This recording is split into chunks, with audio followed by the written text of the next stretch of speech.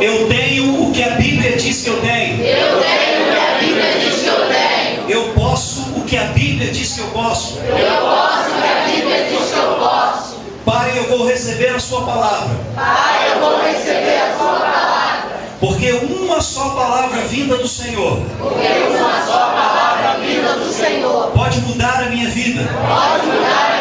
Pode mudar o meu ministério. Meu coração está aberto. Minha mente está atenta. Eu vou receber a sua palavra.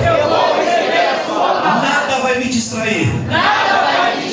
Eu amo a sua palavra. Ela é vida na minha vida. Ela é cura para o meu corpo. Diga amém. Aleluia. Dá um sorriso para a pessoa que está do seu lado. Pode se assentar. Aleluia. Aleluia, Senhor. Aleluia. Glória a Deus, Senhor.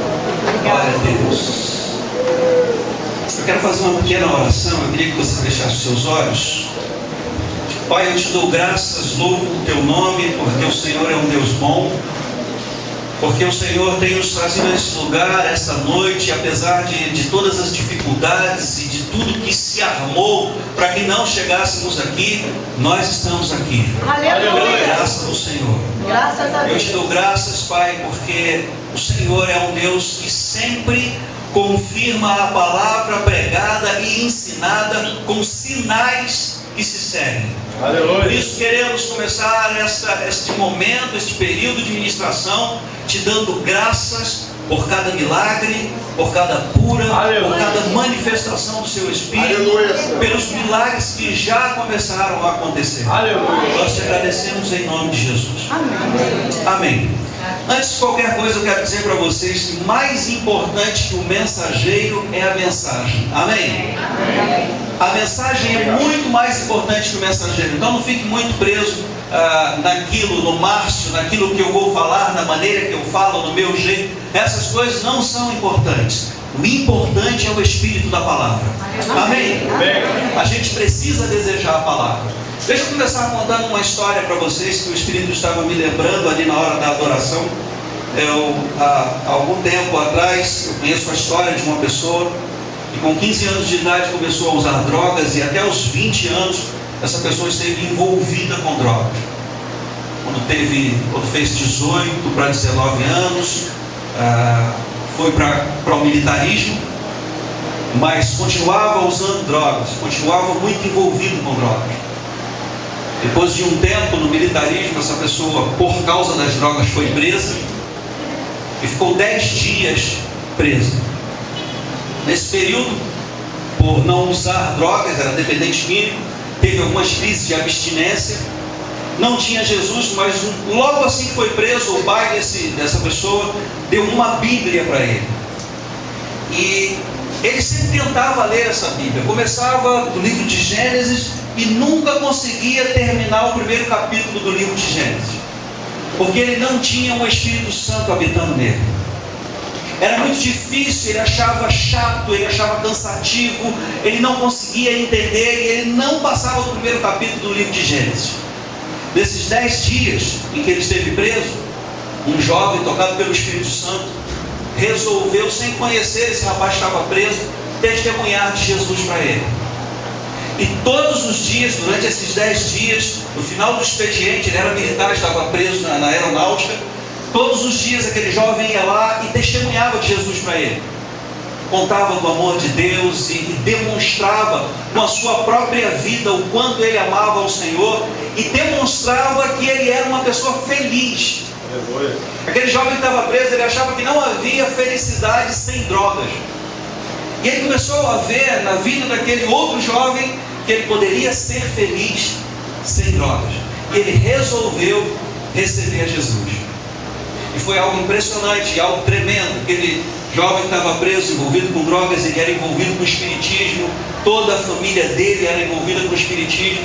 Ele recebeu a Jesus e em um dia de visita, toda a família lá para visitar, inclusive a mãe de santo que cuidava da vida espiritual da família dele, estava ali. Ele foi para aquela visita e ele disse: eu recebi a Jesus Cristo como meu Salvador. E é claro, a família ficou muito alegre com isso, não é? É óbvio que não. Eles pensaram, agora pirou de vez. Essa é a crise de abstinência. Mas ele estava convicto daquilo. Ele estava para ser solto no sábado pela manhã, sexta-feira era o último dia dele preso. Ele estava muito feliz. E quando chegou o momento dele sair, chegou uma carta para ele, dando mais 10 dias de cadeia para ele. Veja, ele recebeu Jesus, mas ele ainda tinha todos os maus hábitos de alguém que nunca conheceu Jesus. E ele ficou muito revoltado com aquilo. Ele já tinha se preparado para fugir naquele dia, porque ele não aguentava mais ficar preso. E ele disse, se agora que eu recebi Jesus, que eu pensei que as coisas iam melhorar, isso veio acontecer comigo, eu vou me preparar, vou fugir daqui, não quero mais saber de nada e vou atrás daquela pessoa que me prendeu e vou dar um jeito na vida dela. E ele foi muito revoltado para a cadeia novamente, tinha terminado o horário de visita, e ele tinha que encarar mais 10 dias de cadeia. Ele nunca tinha ficado preso, na verdade, ele não tinha tirado nenhum serviço, ele pagava todos os serviços para não ficar 24 horas no quartel, e foi muito difícil. Ele sempre tentava ler a Bíblia e não conseguia ler, mas quando ele recebeu a Jesus, ele tinha o Espírito Santo habitando nele. Embora a carne dele, a alma dele estivesse furiosa com aquela situação, o espírito dele tinha nascido de novo. Aleluia. E ele pegou a Bíblia, meio que por pegar, tinha umas fotos de Cosme e Damião, de São Jorge, da Bíblia, um monte de coisa. Ele tirou aquele tudo, se desfez aquilo. E ele abriu a Bíblia, e eu queria que você abrisse a Bíblia. Ele tinha recebido mais 10 dias de cadeia e ficou muito furioso, se preparou para fugir, já tinha conseguido um jeito, já tinha desaparafusado a janela da prisão e já tinha comunicado ao pai dele, essa noite eu vou fugir. Ele meio que por acaso pegou a Bíblia, e sempre ele começava a ler o livro de Gênesis, ele resolveu começar pelo final. Ele abriu no livro de Apocalipse, já que não dá para ler pelo começo, vou começar a ler pelo final. E abriu em Apocalipse, meio que sem saber como ler, furioso, não conseguia ouvir a voz de Deus, não sabia como ouvir a voz de Deus. Ele abriu no capítulo 2 de Apocalipse, versículo 10, ele foi direto a esse versículo. Apocalipse, capítulo 2, versículo 10, diz assim: não temas as coisas que tens de sofrer. Eis que o diabo está para lançar em prisão alguns dentre vós, para ser postos a provas, e tereis uma tribulação de 10 dias. Ser fiel até a morte, e dar-te-ei a coroa da vida. Aleluia. Aleluia. Glória a Deus. Ele disse, Deus está falando comigo. É muita coincidência para não ser Deus. E aquele jovem mudou a vida dele. E hoje ele está ministrando para vocês aqui. Por que eu estou dizendo isso? Porque essa noite a gente vai falar de como receber a palavra de Deus. É o meu primeiro contato com vocês. Eu tive aqui quando o Omar ministrou, mas é a primeira vez que eu estou ministrando para vocês. E eu preciso falar para vocês do que mais de importante existe na vida espiritual, na vida cristã. O nosso relacionamento com a palavra de Deus. Nós precisamos aprender a receber a palavra de Deus. Não apenas vir aos cultos, não apenas ouvir uma pregação ou ouvir um ensinamento, mas como receber a palavra de Deus.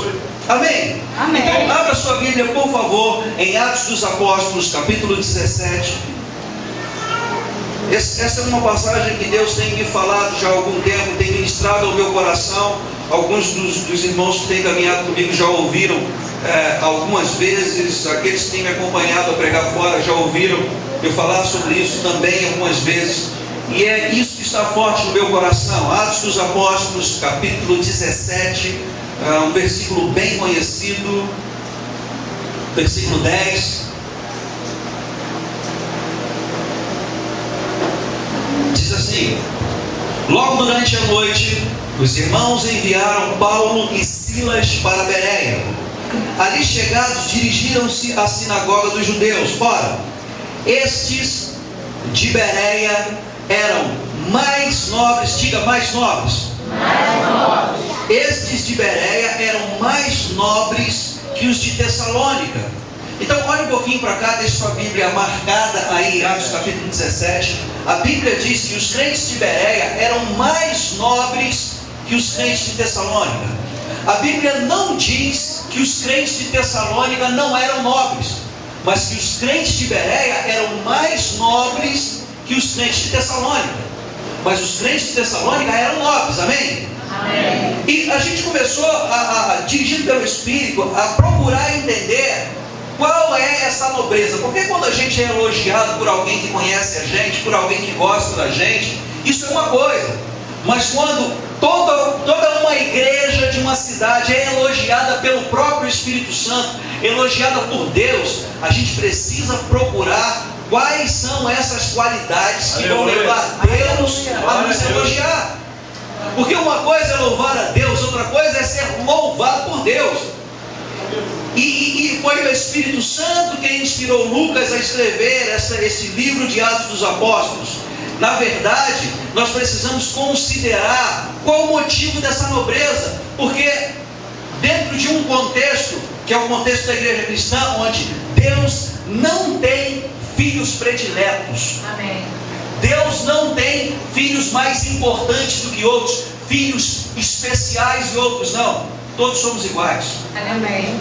Todos somos filhos de Deus. Todos somos importantes para Deus. Deus nos ama com a mesma intensidade. Aleluia. Deus não tem filhos prediletos. Atos 10:34 diz que de fato Deus não faz acepção de pessoas. Deus dá a todos nós as mesmas oportunidades, as mesmas chaves, os mesmos princípios. Deus, Ele nos ama da mesma forma. Deus não ama mais a uns do que... Deus não me ama mais porque eu sou ministro do Evangelho. Deus não ama mais os pastores do que os diáconos. Deus não ama mais os diáconos do que aqueles que estão chegando agora. Deus nos ama a todos igualmente. Aleluia. Deus é amor. Amém? Amém. Graças a Deus. Então, vamos ver o que acontecia, ou qual o fato, ou o que fez da igreja de Tessalônica uma igreja nobre. 1 Tessalonicenses, deixa marcado, por favor, Atos capítulo 17, e vamos dar um pulinho lá em 1 Tessalonicenses, capítulo 1. 1 Tessalonicenses, capítulo 1. Porque se a igreja de Bereia era mais nobre do que a igreja dos Tessalonicenses, isso quer dizer que a igreja de Bereia, ela fazia tudo o que a igreja de Tessalônica fazia, e mais alguma coisa. Então a gente precisa saber o que é que a igreja de Tessalônica fazia, para ser considerado nobre, para então nós entendermos o porquê os crentes de Bereia eram mais nobres do que os crentes de Tessalônica. Amém? Amém. Você não vai ficar chateado comigo se a gente ler bastante a Bíblia hoje, amém? Amém. Glória a Deus, louvado seja o nome do Senhor. Você é um crente espiritual mesmo. 1 Tessalonicenses capítulo 1 diz assim: Paulo, Silvano e Timóteo, a igreja dos Tessalonicenses em Deus Pai e no Senhor Jesus Cristo, graça e paz a vós outros. Damos sempre graças a Deus por todos vós, mencionando-vos em nossas orações e sem cessar, recordando-nos diante do nosso Deus e Pai da operosidade da vossa fé, da abnegação do vosso amor e da firmeza da vossa esperança em nosso Senhor Jesus Cristo, reconhecendo, irmãos amados de Deus, a vossa eleição, porque o nosso Evangelho não chegou até vós tão somente em palavras, ou seja, o Evangelho chegou em palavras, mas não somente em palavras, mas sobretudo em poder no Espírito Santo e em plena convicção, assim como sabeis ter sido o nosso procedimento entre vós e por amor de vós. Então, vamos continuar lendo, mas olha um pouquinho para cá. Paulo está dizendo que o Evangelho chegou à igreja dos Tessalonicenses não somente em palavras, mas também em palavras, mas também em demonstração do poder do Espírito Santo. Amém? Amém. E além disso, e eu considero mais importante do que isso, com o procedimento deles, com a maneira como eles viviam, como eles se comportavam, as escolhas, o procedimento, as atitudes, o comportamento. a vida deles. Glória a Deus. Você sabe como começa o livro de Atos dos Apóstolos? O autor de Atos dos Apóstolos, Lucas, ele escrevendo para Teófilo, ele diz: nós estamos escrevendo para você novamente, para falar das coisas que Jesus fez e ensinou. Não que Jesus ensinou e fez, mas o que Jesus fez e ensinou. E isso é uma tremenda revelação, porque Jesus ensinou aquilo que ele vivia. Ou as palavras de Jesus era uma extensão da própria vida que ele vivia. Aleluia. Então o Evangelho, ele não é só demonstrado ou ensinado ou pregado por palavras, mas por vida. Amém. Eles viveram no meio deles, Amém. demonstraram o Evangelho, e eles receberam esse Evangelho por palavras, por demonstração do poder de Deus e pela vida que eles viviam. A demonstração do próprio Evangelho na vida deles. Veja só que coisa interessante, vamos continuar lendo. Versículo 6: com efeito, vos tornastes imitadores nossos e do Senhor, tendo recebido a palavra, posto que em meio a muita tribulação, diga muita tribulação, com alegria no Espírito Santo. Olha mais um pouquinho para cá, preste atenção, por favor. Eles receberam a palavra em meio a muita tribulação. Essa palavra que foi pregada, que foi demonstrada pelo poder do Espírito Santo e que foi demonstrada na própria vida dos ministros. Eles receberam essa palavra em meio a muita tribulação. Eu não sei o que você pensa quando a gente fala de muita tribulação. A gente não está falando somente de tribulação, mas de muita tribulação. Basta lembrar que aquela era uma época onde ser crente não era uma das coisas mais fáceis da vida. Tinha gente que perdia a cabeça por causa disso. Tinha gente que era queimada viva por causa disso. Tinha gente que era desertada por causa disso. Mas se a gente parar para pensar que aquelas pessoas daquela época eram gente que nem a gente, que passavam pelos mesmos problemas que também a gente passa hoje, que às vezes o dinheiro não era o suficiente, que às vezes haviam conflitos no casamento, no lar, na família, que tinham os mesmos problemas que a gente tem. Eu não sei quanto a você, mas de vez em quando a gente passa por problemas. Aleluia.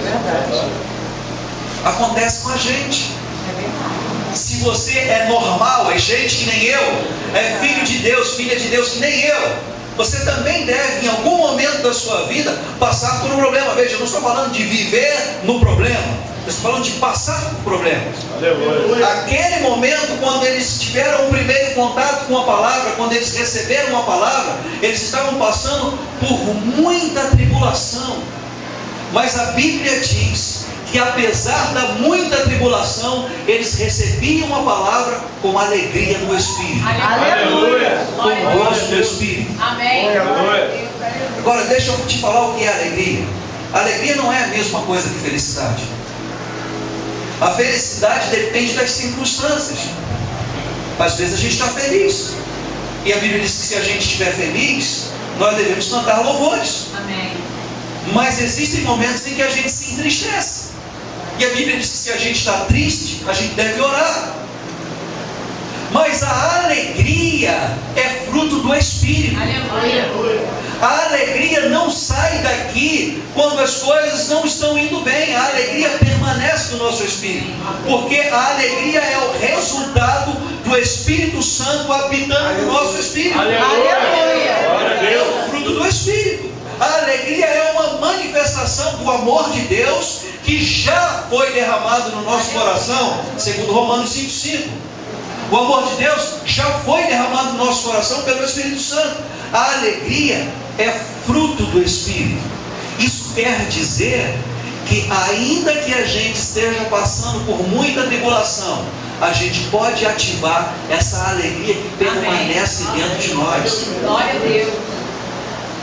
E uma das maneiras de nós recebermos a palavra de Deus em meio a muita tribulação, porque eu também não sei se acontece com você, mas quando a gente está passando por um problema, e no caso aqui, por muitos problemas, a gente não tem vontade de vir à igreja, de ler a Bíblia, de orar, de cantar louvores, de adorar o Senhor, de falar de Jesus. A gente quer se esconder. Sabe, rir, nem pensar.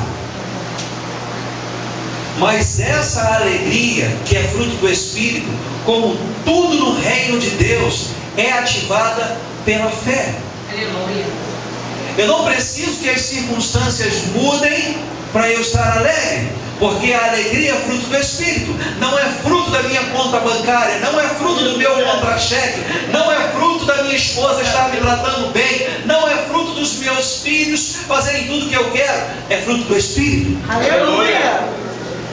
E se eu aprendo a ativar essa alegria e receber a palavra de Deus, a palavra que é pregada, ensinada, demonstrada pelo poder do Espírito, vivida pelos ministros que são referencial na minha vida, se eu aprendo a receber essa palavra no meu espírito, com a alegria do Espírito, não importa a situação que eu estou passando, porque todos nós sabemos que a fé, ela vem pelo ouvir e ouvir, não apenas ouvir, mas ouvir e ouvir a palavra de Deus. E a gente sabe que a fé é a vitória que vence o mundo.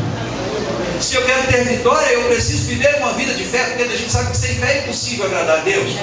O justo viverá da fé, dessa fé que nós recebemos quando ouvimos a palavra. Então nós precisamos ativar essa alegria que está dentro de nós, que está no nosso coração, que talvez a gente não esteja ainda familiarizado com essa alegria. Você pode me dizer uma centena de motivos para você estar triste. Eu posso dizer para você, você pode estar triste, mas você tem a alegria de Deus dentro de você. Aleluia, Senhor. Glória a Deus. Aleluia. O maior modelo para a gente é Jesus Cristo. É verdade. E se você ler os evangelhos, você vai ver que Jesus Cristo, ele enfrentou problemas familiares. A família de Jesus não acreditava no ministério dele no começo. Jesus enfrentou problemas com os seus discípulos, ele foi traído. Ele não escolheu Judas errado. Ele não deixou de amar a Judas porque teve a revelação no Espírito de que Judas iria traí-lo. Ele disse: meu amigo, o que foi que você fez? Jesus considerava Judas um amigo. Ele não estava jogando conversa fora. Verdade, Senhor. Jesus sofreu muito, mas ainda assim a Bíblia diz que ele foi ungido com óleo de alegria mais do que todos os seus amigos. Aleluia. Aleluia, Senhor. Graças a Deus. Porque a alegria do Senhor Aleluia. é a nossa força. Aleluia. Se nós não aprendermos a ativar essa alegria, nós vamos enfraquecer, e enfraquecer, e enfraquecer, e não vamos conseguir receber a palavra. Esta igreja, a igreja dos Tessalonicenses, eles aprenderam a receber a palavra em meio a muita tribulação, com gozo, alegria no Espírito. Aleluia. Sabe quando acontecem problemas na nossa vida, o último lugar que a gente quer estar é congregando. O último lugar em que a gente quer estar é na igreja. A gente meio que foge. A gente tem um talento enorme para criar desculpas sofisticadas para não estar congregando. Você sabe, a Bíblia ensina, e Paulo disse algo tremendo. Paulo disse assim: uma coisa eu faço, é que esquecendo-me das coisas que a gente conhece isso, mas eu quero que você atente para o seguinte. Paulo disse: uma coisa eu faço. O grande adorador de Israel, o rei Davi, ele disse: uma coisa eu desejo e vou buscar diligentemente. Sabe, a gente não precisa fazer muita coisa, a gente tem que fazer uma coisa de cada vez. Quando a gente está passando por um problema, por uma grande dificuldade, a gente não tem força